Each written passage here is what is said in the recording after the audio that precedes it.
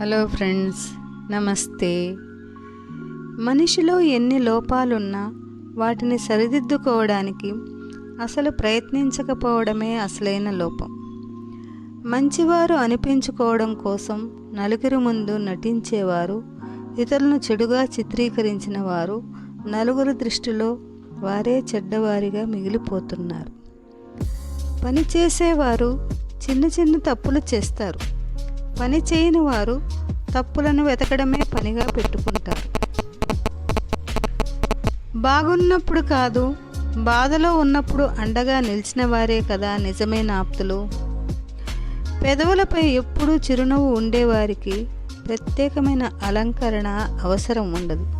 ఆ చిరునవ్వే వారికి ఒక పెద్ద అలంకరణ, అందము తెచ్చిపెడుతుంది. విజయం జీవితంలో నిన్ను ఉన్నత స్థితికి చేరిస్తే మంచి